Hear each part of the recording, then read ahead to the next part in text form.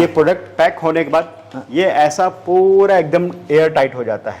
Air tight होने की वजह से इसमें क्या होता है, कोई कीड़ा नहीं आता और इसकी शेल्फ लाइफ बढ़ जाती है। जितने दिन चाहे आप इसको इतना दिन रख सकते हैं। जनरली एक वैक्यूम वाला कम से कम आप 3-4 महीने 5 महीने कुछ भी नहीं होता इसको। अगर यही आप नॉर्मल आप रखेंगे कुछ दिन बाद उसमें कीड़ा आ जाता है, या कुछ जो खराब होने लगता है, हवा लगने की वजह से वो थोड़ा इसका जो कड़कपन है, हार्डीनेस है वो कम होता है। तो उस जगह पे आप इसको यूज़ कर सकते हैं। ये राइस मिल है, ये बहुत ही कम पैसे में 50,000 रुपये की मशीनरी है। इसको आप घर में बहुत अच्छे बेसिक स्टार्ट करने के लिए, राइस मिल के लिए छोटा राइस मिल आप अपने घर पे स्टार्ट कर सकते हैं। इसकी कैपेसिटी लगभग घंटे की लगभग 100 kg की कैपेसिटी है इसकी। आप इसको ये पूरी मशीनरी केवल 50,000 रुपये की। ಬರ್ರಿ ಬೀಗ್ರ ಊಟ ಮಾಡೋಣ. ಬಾಳ್ ಮಂದಾಗ್ಲಿ ತಗೋರಿ. ನಿಮ್ಮ ಬಾಯಾರಿಕೆಯಿಂದ ಹಂಗ ಆಗ್ಲೇವಾ. ನಮಸ್ತೆ ಗೆಳೆಯರೇ, ಇನ್ನೊಂದು ವಿಡಿಯೋಗೆ ತಮಗೆ ಸ್ವಾಗತ. ಮತ್ತೆ ಕನ್ನೇರಿ ಮಠದಲ್ಲೇ ನಿಂತಿದ್ದೀನಿ. ಈ ವಿಡಿಯೋದಲ್ಲಿ ಏನು ತೊಗೊಂಡು ಬಂದಿದ್ದೀನಿ ಅಂತ ಹೇಳಿದರೆ, ಈ ಪ್ರೊಡಕ್ಷನ್ ಎಲ್ಲ ತಯಾರಾಗುತ್ತೆ, ನಾವು ಏನು ಅಂದ್ಕೊಂಡಿರ್ತೀವಿ ಅದೆಲ್ಲ ಆಗುತ್ತೆ. ಫೈನಲ್ ಪ್ರೊಡಕ್ಷನ್ ಹೊರಗಡೆ ಬರುತ್ತೆ. ಬಟ್ ಪ್ಯಾಕಿಂಗ್ ಹೆಂಗೆ ಮಾಡ್ತೀರಿ ಅನ್ನೋ ಒಂದು ಸಮಸ್ಯೆ ಬರುತ್ತೆ. ನೀವು ಮಾರ್ಕೆಟಲ್ಲಿ ಹೋದರೆ ದೊಡ್ಡ ಕಂಪ್ನಿಯವರು 108 ಏನೇನೋ ಥರ ಮಾಡಿಟ್ಟಿರ್ತಾರೆ. ನಾವು ಆ ಥರ ಮಾಡೋಕ್ಕಾಗೋದಿಲ್ಲಪ್ಪ ಅಂತ ಚಿಂತೆ ಮಾಡ್ತಿದ್ದೀರಿ. ಅದ್ರ ಚಿಂತೆ ಬಿಡಿ. ಇಲ್ಲಿ ನೋಡಿರಿ, ಈ ಮಿಷಿನ್ಗಳು ತೋರಿಸ್ತೀನಿ. ಇವೆಲ್ಲ ನೀವು ಬರೀ 50,000 to 60,000 ರೂಪಾಯಿದೊಳಗಡೆ ಒಂದೊಂದು ಮಿಷಿನ್ ಲೆಕ್ಕ ಇದೆ. ಕೆಲವೊಂದು 35,000 ಇದೆ, ಕೆಲವೊಂದು 40,000 ಇದೆ, ಕೆಲವೊಂದು 50 ಇದೆ, ಕೆಲವೊಂದು 60 ಇದೆ. ಹೆಂಗಪ್ಪ ಅಂತ ಹೇಳಿದರೆ ನೋಡಿ, ನೀವು ಸಾಸ್ ಏನಾದರೂ ನೀವು ಪ್ಯಾಕಿಂಗ್ ಮಾಡ್ಬೇಕಂದ್ರೆ ಇಲ್ಲಿದೆ ನೋಡ್ರಿ. ಇಲ್ಲಿ ಹಾಕ್ರಿ ಮೇಲೆ ಸಾಸು, ಇಲ್ಲಿ ಕೆಳಗಡೆ ನೀವೇನಿದೆ ಇಟ್ಟರೆ ಇಲ್ಲಿ 100 ಗ್ರಾಮ, 50 ಗ್ರಾಮ, 10 ಗ್ರಾಮ ನೀವೇನು ಇದನ್ನು ಮಾಡಿರ್ತೀರ ಅದು ಇಲ್ಲಿ ಬರುತ್ತೆ. ಆಮೇಲೆ ನೋಡಿರಿ, ಇದು ಒಂದು 35,000 to 40,000 ಅಂತ ಹೇಳ್ತಾರೆ. ಇದೊಂದು ಮಿಷಿನ್ ನೀವು ಹಾಕ್ಕೋಬೋದು. ಇದ್ರ ಪ್ಯಾಕಿಂಗ್ ಆಗೋಯ್ತು. ಇನ್ನು ಇಲ್ಲಿ ಬಂದರೆ ಬಾಟಲ್ ಇಟ್ಬಿಟ್ಟು ಕೆಳಗಡೆ ನೀವೇನು ಮುಚ್ಚಳ ಏನು ಹಾಕ್ತೀರಿ ಅದಕ್ಕೆ ಪ್ರೆಸ್ ಮಾಡಿದರೆ ಅದು ಕೂಡ ಲಾಕ್ ಆಯಿತು. ಇದೊಂದು ಮಿಷಿನ್ ನಿಮಗೆ ಬರುತ್ತೆ. ಇನ್ನು ಇಲ್ಲಿ ನೋಡಿರಿ, ಪಾಕೆಟ್ ಇಟ್ಟರೆ ಸೇಮ್ ಒಂದು ಜಿಪ್ ಥರನೂ ಬರುತ್ತೆ, ಲೈನ್ ಬರುತ್ತೆ, ಹೀಟ್ ಬರುತ್ತೆ. ಎಲ್ಲ ಒಂದೇ ಮಿಷಿನಲ್ಲಿ ಆಗಿಬಿಡುತ್ತೆ. 35,000 to 40,000 ರೂಪಾಯಿದಲ್ಲಿ ಇದು ಸಿಗುತ್ತೆ. ಇನ್ನು ಅದು ಬಿಟ್ಟರೆ ನೀವು ನೋಡಿರ್ತೀರಿ ಮಾರ್ಕೆಟಲ್ಲಿ ಹಿಂಗೆ ಹವಾನೇ ಇರೋದಿಲ್ಲ. ಇದನ್ನು ಯಾಕೆ ಮಾಡಿರ್ತಾರೆ ಅಂತ ಹೇಳಿದರೆ, ಸುಮಾರು 6 ತಿಂಗಳು 3 ತಿಂಗಳು 4 ತಿಂಗಳು ಬರಬೇಕಾದ್ರೆ ಹಿಂಗೆ ಏರ್ ಇಲ್ಲ ಅಂದರೆ ಇದಕ್ಕೆ ಯಾವುದು ಹುಳ ಗಿಳ ಹತ್ತೋದಿಲ್ಲ ಅಂತೇಳಿ ಮಾಡಿರ್ತಾರೆ. ಇಲ್ಲ ಐತೆ ನೋಡ್ರಿ, ಇದ್ರ ಏರ್ ಲಾಕ್ ಮಿಷಿನ್ ಅಂತ ಹೇಳ್ತಾರೆ. ಇಂಥದ್ದೊಂದು ಬಂದಿದೆ. ಇದು ಕೂಡ 50,000 to 60,000 ನಿಮ್ಮ ಪ್ರಾಡಕ್ಟ್ ಏನೋ ಹೊರಗಡೆ ಬಂತು. ಬಟ್ ಇನ್ನೂ ಒಂದು ನನಗೆ ಐಡಿಯಾ ಬಂದಿದ್ದು ಏನಪ್ಪ ಇಲ್ಲಿ ಅಂತ ಹೇಳಿದರೆ, ನಿಮ್ಮ ಪ್ರಾಡಕ್ಟನ್ನು ಮಾಡ್ಕೊಳಕ್ಕೆ ಇವೆಲ್ಲ ತಂದ್ರಿ ಮಾಡ್ಕೊಂಡ್ರಿ ಕೂಡ, ಮತ್ತು ಉಳಿದ ಟೈಮಲ್ಲಿ ಇವೆಲ್ಲ ಖಾಲಿ ಕುಂತ್ರೆ ಏನು ಮಾಡ್ಬೇಕಂದ್ರೆ ಅದಕ್ಕೂ ನಿಮಗೊಂದು ದಾರಿ ಇದೆ. ಬೇಕಾದಷ್ಟು ಜನ ಹೆಣ್ಮಕ್ಳು ಸಣ್ಣ ಪ್ರಾಡಕ್ಟ್ ಮಾಡ್ತಿರ್ತಾರೆ. ಹಂಗೆ ತಿಳ್ಕೊಡ್ರಿ, ಯಾರೋ ಸಿಂಗ್ಯ ಹಿಂಡಿ ಮಾಡ್ರೆ ಮನ್ಯಾಗ ಪಾಪ ಅವರು ಇಷ್ಟೆಲ್ಲ ಮಿಷಿನ್ ಹಾಕೋಕ್ಕಾಗಲ್ಲ, ಕುಟ್ಟಿ ತೊಗೊಂಬರ್ತಾರೆ ಅಂತ ಅಂದ್ಕೊಳ್ಳೋಣಪ್ಪ. ನೀವು ಪ್ಯಾಕೆಟ್ ಮಾಡಿ ಕೊಟ್ಬಿಡ್ರಿ, ಹಾಕಿ ಅವ್ರು ಖುಷಿ ಆಗ್ತಾರೆ. ಒಂದು ದೊಡ್ಡ ಮಾರ್ಕೆಟ್ ಶುರುವಾಗುತ್ತೆ. ಭಾಳ ಚಂದನ್ ಭಾಳ ಈಗ ಪ್ರಾಡಕ್ಟ್ ಹೆಂಗೆ ಅಂತ ಹೇಳಿದ್ರೆ, ನೀವು ಬೇಕಾದಷ್ಟು ರುಚಿ ಇರ್ಬೋದು ರೀ. ನೀವು ಮಾರ್ಕೆಟ್ನಾಗ ಹೋದ್ರೆ ಎದಕ್ಕೆ ಬಿಡ್ತೀವಿ ನಾವು, ಎಷ್ಟು ಚಂದ ಪ್ರಾಡಕ್ಟ್ ನಮಗೆ ಪಾಕೆಟ್ನಾಗ ಸಿಗುತ್ತಪ್ಪ ಅಂತ ನೋಡ್ತೀವಿ, ಮನೆಗೆ ತೊಗೊಂಬಂದ್ಬಿಡ್ತೀವಿ. ಹಾಗಾಗಿ ಫೈನಲ್ ಪ್ರಾಡಕ್ಟ್ ಏನಿದೆ ಅದು ಭಾಳ ಚಂದ ಪಾಕೆಟಲ್ಲಿ ಇರಬೇಕಾಗ್ತದೆ. ಅಂಥದ್ದೊಂದು ಬಿಸ್ನೆಸ್ ಶುರು ಮಾಡ್ಬೋದು. ಇವೆಲ್ಲ ಲೆಕ್ಕ ಹಾಕಿದ್ರೆ 1.5 ಲಕ್ಷ ಅಂತ ಅಂದ್ಕೊಳ್ಳೋಣಪ್ಪ. ನಿಮ್ಮ ಹತ್ರ ಪ್ರಾಡಕ್ಟ್ ಇಲ್ಲ ಅಂದ್ಕೊಂಬಿಡ್ರಿ, ನಾನೇನೋ ತಯಾರೇ ಮಾಡ್ತಾ ಇಲ್ರಿ ಅಂತ ಸುಮ್ಮನೆ ಇಂಥ ಒಂದು 4-5 ಹಾಕ್ಕೊಂಬಿಡ್ರಲ್ಲ. ಎಲ್ಲ ಎಲ್ಲೆಲ್ಲಿ ಹೆಣ್ಮಕ್ಳು ಗುಂಪದವು, ಯಾರ್ಯಾರ ಮನೆಗೆ ಏನೇನು ಮಾಡಕ್ಕೆ ರೊಟ್ಟಿ ಮಾಡಿದ್ರೆ ತೊಂಬಾರುವ ಪ್ಯಾಕ್ ಮಾಡಿಕೊಡ್ತೀನಿ, ಅಗಸಿ ಹಿಂಡಿ ರೆಡಿ ಮಾಡಿದೇನವ ತೊಂಬ ಪ್ಯಾಕ್ ಮಾಡಿಕೊಡ್ತೀನಿ, ಉಪ್ಪಿನಕಾಯಿ ರೆಡಿ ಮಾಡಿದ್ರೇನ್ರಿ ತೊಂಬ ಪ್ಯಾಕ್ ಮಾಡಿಕೊಡ್ತೀನಿ. ಏನಾರ ಮಾಡಲಿ ಅವರು ಪ್ಯಾಕ್ ಮಾಡಿ ಕೊಡೋದು ಅಂತ ಕಲ್ತ್ಬಿಟ್ರಿ. ಒಂದು ಹಳ್ಳಿಯಾಗಿಂಥದ್ದು ಮಿಷಿನ್ ಹಾಕೊಂಡು ಕುಂತ್ಬಿಡ್ರಲ್ಲ, ಮಸ್ತ್ ಆಗುತ್ತೆ. ಎಲ್ಲರಿಗೂ ಪ್ಯಾಕಿಂಗ್ ಪ್ರಾಬ್ಲಮ್ ಐತಿ, ಒಂದು ಐಡಿಯಾ ಕೊಡ್ರಿ ಅವ್ರಿಗೆ. ನೀವೇನಾರ ಮಾಡಿರಿ, ನಮ್ಮ ಹತ್ರ ತೊಂಬರ್ರಿ ಪ್ಯಾಕಿಂಗ್ ಮಾಡಿಕೊಡ್ತೀನಿ ಅಂತೇಳಿ. ಇದರ ವಿಚಾರ ನಾನು ಅಷ್ಟಲ್ಲ, ನಮ್ಮ ಜೊತೆಗೆ ಸಾಹೇಬ್ರದಾರ ಮಸ್ತ್ ಇದ್ರ ಬಗ್ಗೆ ನನಗಿಂತ ಚಂದ ಹೇಳ್ತಾರೆ. ಕೊನೆವರೆಗೆ ಈ ವಿಡಿಯೋ ನೋಡಿ ತಿಳ್ಕೊಂಬಿಡ್ರಲ್ಲ, ದೊಡ್ಡ ಉದ್ಯಮ ಶುರು ಮಾಡ್ದಂಗೆ ಆಗುತ್ತೆ. ಇಂಥ ಹೊಸ ಏನಾದರೂ ಯೋಚನೆ ಮಾಡ್ತಾನೆ ಇರಬೇಕಾಗುತ್ತೆ. ಏನು ಮಾಡೋಕ್ಕೆ ಬದುಕಂಗಿದೆ ರೀ. ಕಾಂಪಿಟೇಷನ್ಗೆ ನಾವು ಹೊಂದ್ಕೋಬೇಕಾಗ್ತದೆ, ಹೊಸ ಬಿಸ್ನೆಸ್ ಶುರು ಮಾಡಬೇಕಾಗುತ್ತೆ. ಬರಲ್ಲ, ನಮ್ಮ ಸಾಹೇಬ್ರನ್ನ ಕರೆದ್ಬಿಡ್ತೀನಿ, ಏನಾರ್ತಾರೆ ಕೇಳೋಣಂತ. ಮಸ್ತ್ ಇರುತ್ತೆ, ಕೊನೆವರೆಗೆ ನೋಡ್ರಿ. ये पूरा जो सेक्शन है ये पैकिंग का सेक्शन है। पैकिंग का सेक्शन, पैकिंग की। हाँ, पैकिंग क्यों इम्पोर्टेंट है ये आपको पता है? हाँ। क्योंकि जितने भी प्रोडक्ट बनाते हैं आजकल जो फाइनल कंज्यूमर के पास जो जाता है वो आपका पैक प्रोडक्ट जाता है। आपने कितने क्वालिटी से उसमें बनाया है, क्या क्या डाला है, ये किसी को पता नहीं चलता। क्यों? क्योंकि सबो क्या होता है, पैक्ड होता है। तो एक्चुअली बहुत सारे प्रोडक्ट ऐसे हैं ना कि जो टेस्ट अच्छा है या नहीं अच्छा है ये तो पता नहीं, लेकिन पैकिंग बहुत अच्छी होती है। बहुत अच्छी होती है। पैकिंग अच्छी है तो लोग देखते हैं, नहीं ये बहुत अच्छा है, इसको लेते हैं। ठीक है, तो पैकिंग का इंपॉर्टेंस अच्छा दिखाने का नहीं है, वो एक इंपॉर्टेंस है। बट पैकिंग का इंपॉर्टेंस ये है कि जो भी आप प्रोडक्ट रखते हैं वो कितने दिन तक रख सकते हैं, उसकी कीपिंग क्वालिटी कैसी होनी चाहिए, उसका जब भी फाइनल उसको कंज्यूमर कंज्यूम करेगा तो वो टेस्ट में है या नहीं है, उसमें कोई रोग तो नहीं है, इस चीज़ से बचाने के लिए हम पैकिंग यूज़ करते हैं। ठीक है, तो पैकिंग अलग अलग टाइप के होते हैं। लोगों को क्या लगता है पैकिंग जनरली एक ही टाइप के होते हैं, ऐसा कर ले वैसा कर ले हो जाता है। जो भी चीज़ है, अगर मैं आपको यहाँ दिखाऊं तो यहाँ पे आपको 3 से 4 टाइप की मशीनरी दिखेंगी। ये 3 से 4 टाइप की मशीनरी क्या होती है, तो मैं आपको दिखाता हूँ। ये पहला जो है, ये जितना भी हम सॉस खाते हैं, पैक पूरा रहता है, उसको हम ओपन करते हैं, ओपन ऐसा करते हैं। ओपन करने के बाद वो उसका पर्टिकुलर ट्यूब आता है, वो ट्यूब को हमने दबाया, उतना जितना आपको चाहिए जैम निकलता है उतना हम यूज़ करते हैं। ठीक है, तो वो ये मशीन है। जब भी हम ट्यूब फिलिंग करते हैं ना, ऐसे ट्यूब वाली बड़ी, उसके लिए मशीन है। इसमें क्या है, ये ऑटोमेटेड है। ऑटोमेटेड कितना, हमें कितने क्वांटिटी का चाहिए, कितना क्वांटिटी, अगर हमें 100 ml चाहिए तो 100 ml, 100 ग्राम चाहिए तो 100 ग्राम, 200 ग्राम, 300 ग्राम, आप चाहे तो यहाँ फिक्स कर सकते हैं क्वांटिटी फिक्स करने के बाद आपका जो रॉ मटेरियल है, आप मान लीजिए आपका जैम है, तो आप जैम या इसको ऐसे आप इसमें डाल दीजिए। डालने के बाद इसकी क्वांटिटी फिक्स होने के बाद अगर 100 ml या 100 ग्राम्स है, तो आपका जो पैकिंग मटेरियल है जो नॉर्मली हम यूज़ करते हैं, उसको आपको ट्यूब फिल को यहाँ लगा देना है। जो उसका नॉब होता है ना, उस नॉब को आप इस नॉब में लगा दीजिए। और जब इसको हम चालू करते हैं तो ये एग्जैक्टली 100 ग्राम या 200 ग्राम जितना भी हमने प्रेस्क्राइब किया हुआ है उतना ही ये डिस्पेंस करेगा उसमें, उतना ही छोड़ता है। उसमें निकालने के बाद उसको आप सील पैक कर सकते हैं। फिट जितना क्वांटिटी का एक बार में चाहे तो आप 100 का करना है, 100 का आप बैच लगा दिया आपने, इसमें मान लीजिए 10 kg, 15 kg, 20 kg, जितना भी इसमें कैपेसिटी का आ गया। 10 kg का आपको बनाना है, आप 100 ग्राम का बनाना चाहते हैं, मशीन केवल आपका पैकिंग ले आइए, इसमें डालिए 100 ग्राम को पट एक के जितना चाहिए उतना क्वांटिटी आप बना सकते हैं। तो ये ट्यूब फिलिंग के लिए होता है, जो छोटे छोटे पाउचेस में हम आपको जब वो देखते हैं, ये उसके लिए ऑटोमेटेड। कितना है सर वो मार्केट में मिलेगा, कितना? ये इसकी कीमत एक 50 से 60 हज़ार रुपए तक। 60,000? हाँ, ये मैक्सिमम जितनी पैकिंग मशीनरी है 60 से 70 हज़ार के अंदर में, मतलब एक 30 हज़ार से 50-60 हज़ार के अंदर में सारी मशीनरीज आपको मिल सकते हैं। ये अलग अलग मशीनरी की रेंज के ऊपर है। ये मशीनरी जब हमारे पास, ये क्या है, ये बोटल्स जो होती है ना, बोतल कैन जो होती है, कैनिंग हम जो बोलते हैं, तो उसका ढक्कन लगाने के लिए हम जनरली ये मशीनरी यूज़ करते हैं। यहाँ पे आप ढक्कन लगा के इसको जब सेट करते हैं तो ऑटोमेटिकली वो उसके ऊपर जो हमारा बॉटल है, जो कांच का बॉटल होता है ग्लास का, उसके ऊपर ढक्कन लगता है ना, ढक्कन लगता है वो इसको फ्रेश करने के लिए। तो ये उसके लिए मशीन है। ये मशीन आप देख सकते हैं, ये मशीनरी जनरली हम सील पैक के लिए यूज़ करते हैं। जब भी हमें इस तरीके की सील पैकिंग करनी होती है, तो ये जो स्ट्रिपर की जो मशीन है, ये जनरली इस तरीके के सेटिंग के लिए यूज़ कर सकते हैं। जहां आपको इसको पूरा पैक करना है तो इसको स्ट्रिपर, ये इसमें स्ट्रिपर आपको इसके हाइट आप अकॉर्डिंगली आप मैनेज कर सकते हैं। कम ज़्यादा हाइट, जितना आपकी पैकेट की हाइट हो उसके अकॉर्डिंगली इसके हाइट को आप एडजस्ट कर सकते हैं। एडजस्ट कर सकते हैं, बिल्कुल एडजस्ट कर सकते हैं। तो इस स्ट्रिपर देने से क्या होता है, इसका पूरा क्वालिटी अच्छी रहती है और ये अच्छा दिखता है और पूरा एकदम सील पैक होता है। इस तरीके भी किया जा सकता है। बड़ी क्वांटिटी का हो तो उसको भी हम यहाँ पे सील पैक कर सकते हैं। दूसरा, अगर इस तरीके के बॉट ये भी हो, इनको भी आप सील पैक बनना चाहे तो ऊपर से ऐसा सील पैक कर सकते हैं। ठीक है, जैसे मान लीजिए मैं आपको ये चला के दिखाता हूँ।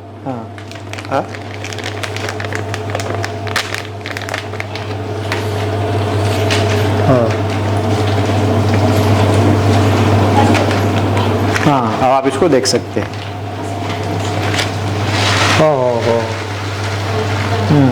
ये खुलने का चांसेस नहीं होते। ओके, इसमें एयर सभी जाने प्रकार का होता है ना? हाँ, ये आपके पैकिंग के ऊपर डिपेंड। प्रोडक्ट आप कुछ भी रखिए, आपको कैसा प्रोडक्ट चाहिए ये आपके इस पे क्वालिटी पे डिपेंड। बहुत पतला जो क्वालिटी का ये होता है ना प्लास्टिक, उसको यूज नहीं कर सकते इसमें, वो नहीं पकड़ता। कम से कम इतना कैपेसिटी का तो ये होना चाहिए हार्ड प्लास्टिक। बहुत पतला जो आप जो जनरली आप देखते हैं, इसको भी थोड़ा बहुत कर सकते हैं, इसको भी नहीं कर सकते। नहीं कर सकते? नहीं, हाँ, थोड़ा बहुत इसको कर सकते हैं। इससे जो एकदम पतला आता है ना, एकदम नॉर्मल पतला, वो उसको नहीं प्रेफर कर फूड किट पार्सल करने को होता नहीं सर, अन्ना सांबर और इडली किडली ऐसा? हाँ, उसके लिए भी यूज कर सकते हैं, यूज कर सकते। होटल बिल्कुल बिल्कुल। ये इसको भी यूज कर सकते हैं। और बहुत जगह एकदम छोटी मशीनरी आती है, आपके पीछे वो रखी है, देखिए सीलिंग मशीन, ओके, वो यूज कर सकते हैं बहुत जगह। ये पीछे, हाँ वो वाला, उसको आप ऐसे रख दीजिए उसको और ऐसे दबा दीजिए, वो वहाँ सील कर देगा। ये इस तरीके का पैकिंग आप यूज कर सकते हैं। इसके अलावा ये वैक्यूम पैकिंग मशीन है। वैक्यूम पैकिंग मशीन, इसमें जैसे मैंने आपको इसमें दिखा, ये प्रोडक्ट पैक होने के बाद ये ऐसा पूरा एकदम एयर टाइट हो जाता है। एयर टाइट होने की वजह से इसमें क्या होता है, कोई कीड़ा नहीं आता और इसकी शेल्फ लाइफ बढ़ जाती है। जितने दिन चाहे आप इसको इतना दिन रख सकते हैं। जनरली एक वैक्यूम वाला कम से कम आप 3-4 महीने 5 महीने कुछ भी नहीं होता इसको। अगर ये आप नॉर्मल अब रखेंगे, कुछ दिन बाद उसमें कीड़ा आ जाता है, या कुछ जो खराब होने लगता है, हवा लगने की वजह से वो थोड़ा इसका जो कड़कपन है, हार्डीनेस है वो कम होता है। तो उस जगह पे आप इसको यूज कर सकते हैं। अब मैं आपको ये इसका करके दिखाता हूँ ये कैसे करता है। पैकेट होगा ऐसे ओपन होगा, ठीक है। ओपन पैकेट को आपको यहाँ पे लगा दीजिए। इसमें कम से कम एक बार में आप 6 से 7 प्रोडक्ट रख सकते हैं। 1 2 3 4 1 2 3 4 इतना एक साथ में रख सकते हैं। इसको रखने के बाद आप क्या कर सकते हैं, इसको आप बंद कर दीजिए।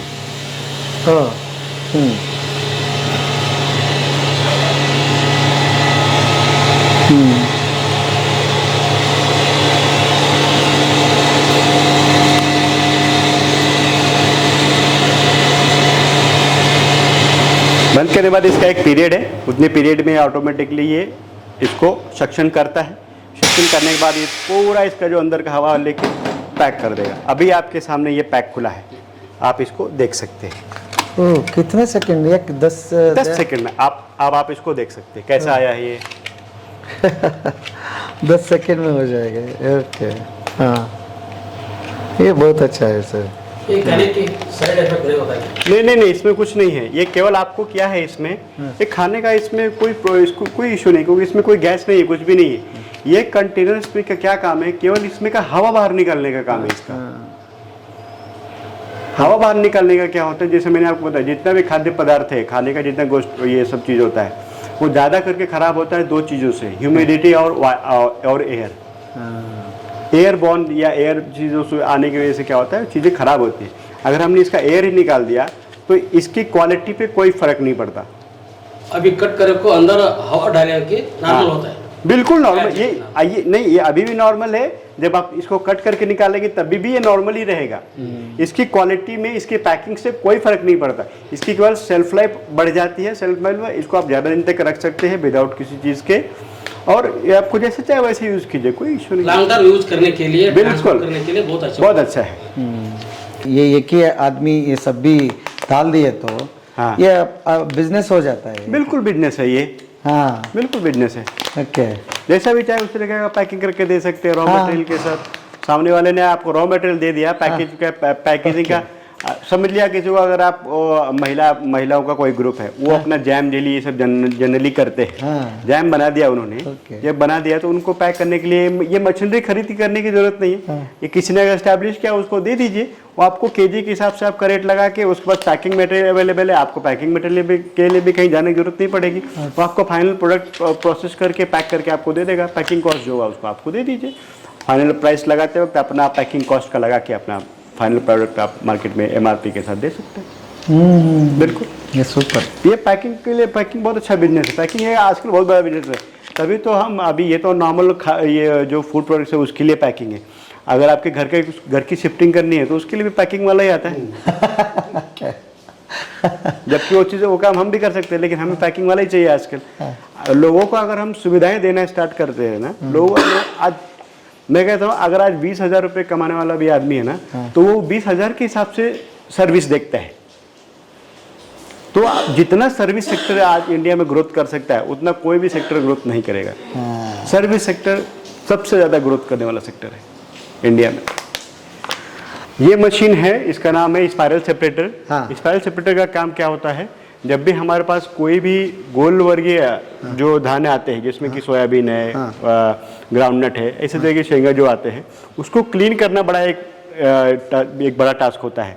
तो ये इसके लिए ये सेपरेटर है। इस सेपरेटर का काम क्या होता है, जो होता है उसमें जो कचरा होता है, कुछ होता है, उसको अलग करना काम होता है। तो यहाँ पे 2 तरह के आउटलेट है, एक यहाँ पे आउटलेट है और एक इस तरफ का आउटलेट है। इस आउटलेट से जो भी हमारा साफ धान्य जो होगा वो एक साइड से निकलता है, और इसमें जो भी कचरा होगा या हाँ। खराब क्वालिटी का जो भी होगा वो इस साइड से निकलता है। और इसमें किसी भी लाइट की जरूरत नहीं पड़ती। ये एक्चुअली ये ग्रेविटेशनल फोर्स पे काम करता है, गुरुत्वाकर्षण बल पे ये काम करता है पूरा सिस्टम, इस पूरे मशीनरी का। इसकी कैपेसिटी लगभग एक 40 से 50 kg की कैपेसिटी पर आवर की है। पर आवर क्लीन कर सकते हैं विदाउट किसी लेबर के, विदाउट इलेक्ट्रिसिटी। और ये विदाउट इलेक्ट्रिसिटी, विदाउट इलेक्ट्रिसिटी, कोई इलेक्ट्रिसिटी की इसकी जरूरत नहीं है। हाँ, कैसे करते हो?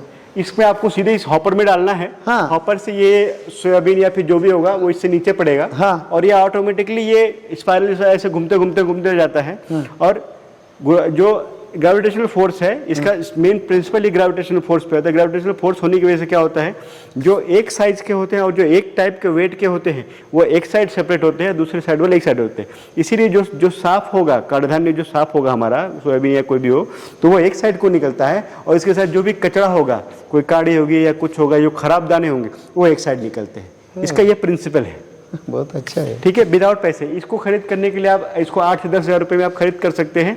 और जब भी आपको लगे गांव में आपकी जैसे सोयाबीन का निकालना शुरू हो गया, आप इसको किसी भी एक अपने नॉर्मल गाड़ी पे, 2 व्हीलर पे आप इसको कैरी कर सकते हैं। और घंटे का हिसाब से आप इसको रेट लगा सकते हैं।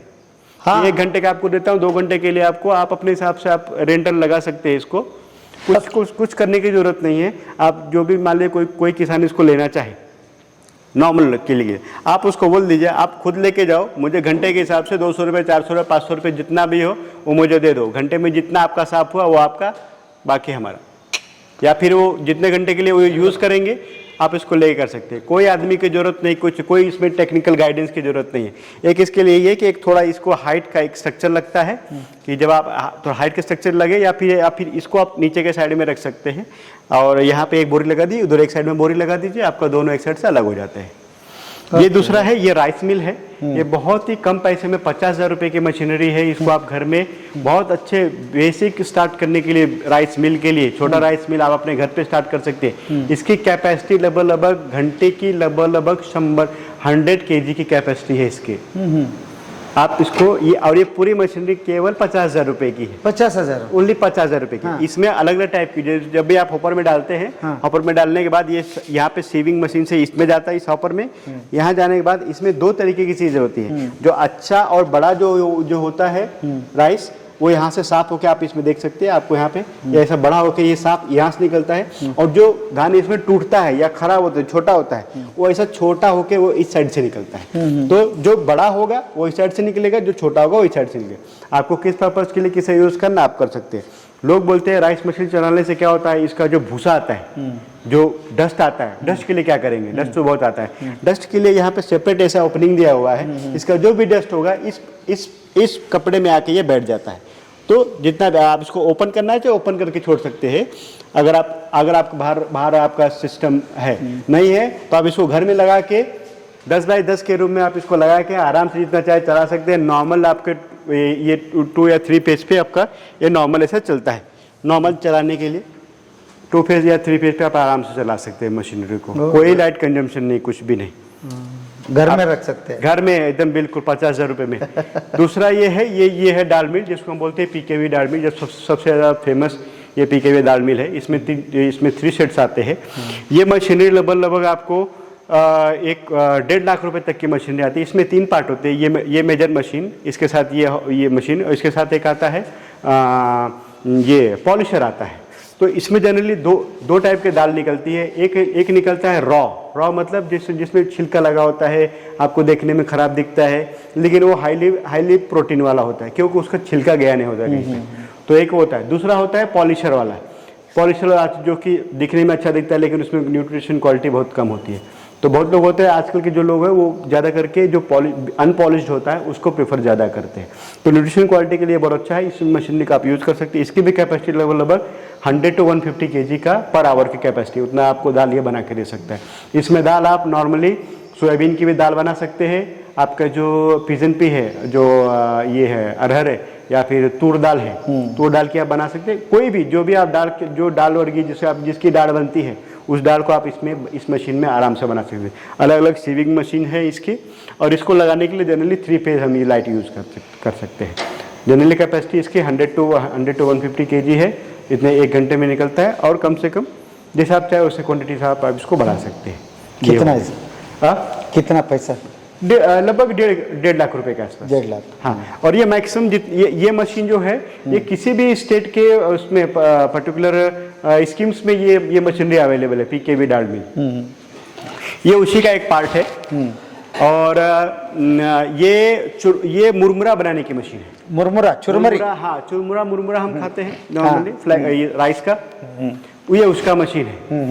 ये हमने लगभग वेस्ट बंगाल से परचेज किया है, क्योंकि उस एरिया में ही इस मशीन का ज़्यादा काम होता है और ये चीज़ें वहाँ ज़्यादा बनती है। खाली मुरमुरा बनता है या अवलक्की सब? नहीं, मुरमुरा।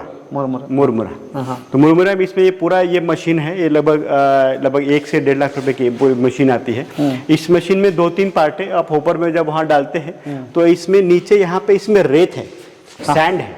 हाँ। वो सैंड को गर्म करने के लिए हम इसमें जो हमारा नॉर्मल गैस होता है ना, वो गैस यूज़ करते हैं। जैसे ही ये गर्म होता है, इसमें आप जो भी नॉर्मल आपका राइस है, इसमें आप फ्लेक्स जो हम भिगा के रखा है, करके कैसे भी करके रखा है, उसको आप इसमें नॉर्मल यूज़ करेंगे तो आपको पता चल जाता है कि ये ऐसा क्वालिटी किस क्वालिटी का आ रहा है। तो आप जितना चाहे उतना क्वालिटी आप इसके 100 kg 150 kg जैसा चाहिए आप उसके हिसाब से आप निकाल सकते हैं। तो ये पोहा बनाने की मशीन है। पोहा अवलक्की। हाँ। पोहा नाश्ते में हम खाते हैं ना, राइस। हाँ। चिपटा हुआ एकदम राइस। हाँ, अवलक्की। हाँ, ये उसको बनाने की मशीन है। ये इससे मुरमुरा बनता है और इसमें पोहा बनता है। ओके। और ये मेज सेलर मशीन है। मेज मक्का को अलग करने के लिए, जो बीज अलग करने के लिए इसमें जब चलाते हैं तो इसमें आप मक्का इसमें डाल दीजिए। इसमें इसके ब्रिसल्स होते हैं, दांत है इसमें, टीथ्स होते हैं इसको। तो जैसे ही चलाते हैं उसकी कैलिब्रेशन से वो ऑटोमेटिकली मक्का, जैसे आप इसमें डालेंगे मक्का, वो ऑटोमेटिकली इसका भी यहाँ से निकलता है। ये ना तो मक्का अंदर। Sweet corn. हाँ, कोई भी कॉर्न। हाँ, कोई भी। हाँ। निकालने के लिए आपको दिन भर लगता है ना, उसको सुखाओ फिर ये करना। इसमें आपको इसमें सीधा डाल दीजिए और ये मशीनरी ऐसा घूमती रहती है पूरे टाइम। जैसे डालेंगे और इसमें यहाँ पे ब्लेड्स हैं। ये ब्लेड की वजह से क्या होता है, वो पूरा उसको दाने को अलग कर देता है। हाँ, ये ऐसा घूमता है पूरा। जैसे घूमे, जितना शेफ से घूमेगा उतना आप डाल दीजिए, वो उतना करके अलग कर हाथ से घुमाएंगे।